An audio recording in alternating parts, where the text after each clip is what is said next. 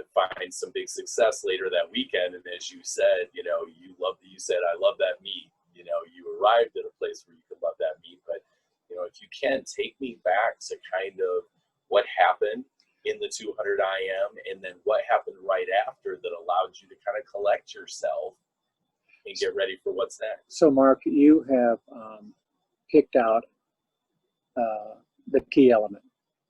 Well done for you. And I don't think anyone else really asked the question as well as you just did. So I had a lot of confidence in the senior year, and there was only one swimmer that was comparable. So it was a two-man race in the 200 IM, and I really wanted to be the state champion. I wanted to prove that I was the best swimmer in the state. And I was quite motivated, and the 200 IM came first. And I was going to set the state record. It was, and this is why I got disqualified. I got so excited, and I was so up for that race that I was sprinting. And the only time I've ever sprinted in IM is in a 100 IM relay.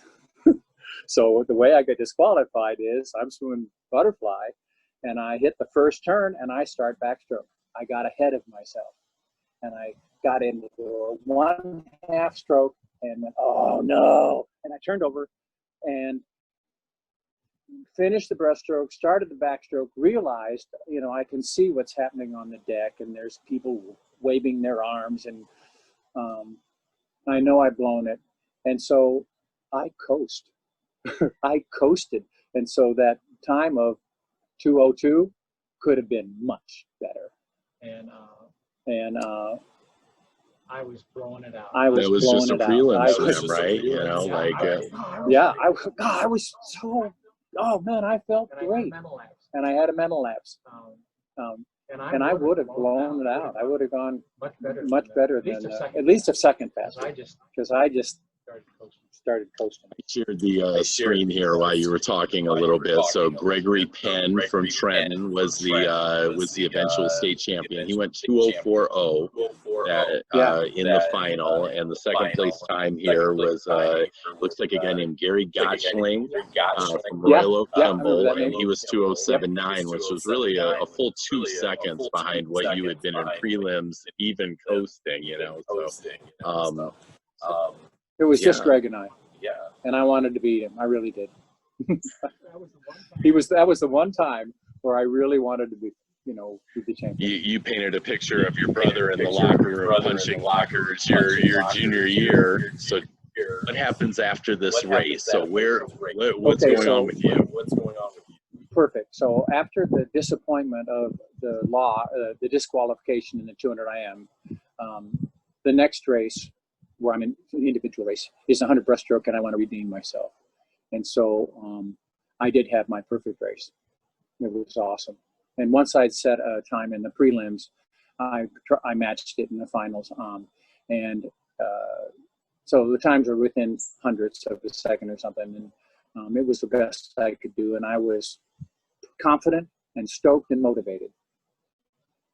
And then my twin brother takes second.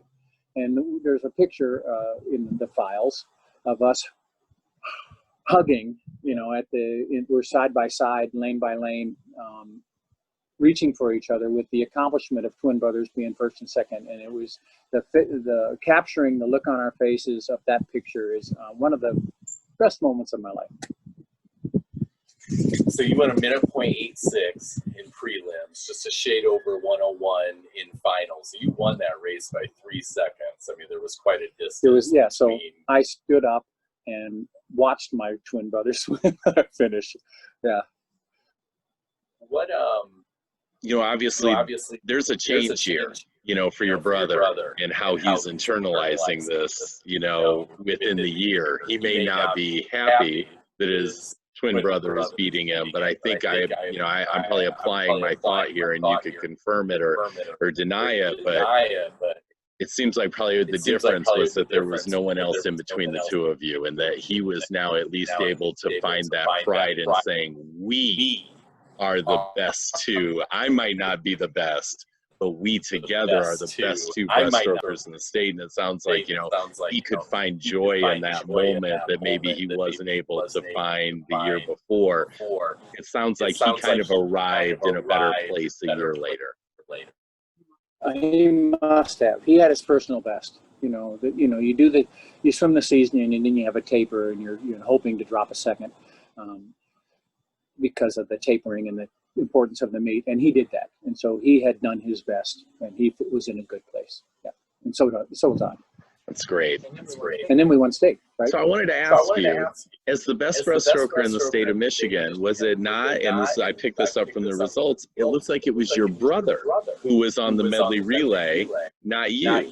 Yeah. And the relay lost by half a second to win the state championship. And I thought, why wasn't Larry on this relay?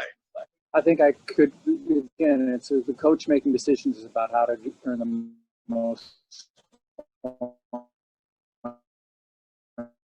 in a race, and I think I saw him the 100 back, or maybe both, you know, to earn points.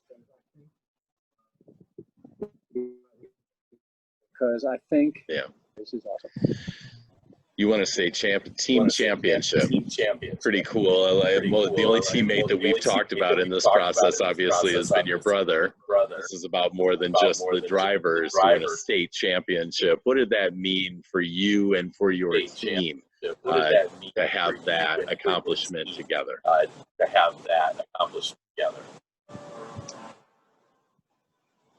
All right. I told you I grew up on a lake. The name of that lake is Walnut Lake. And the elementary school was a local school that people could walk to, so it was Walnut Lake Elementary School. The top swimmers in our senior high school came from that elementary class. We were buddies. And so it was a joyful experience.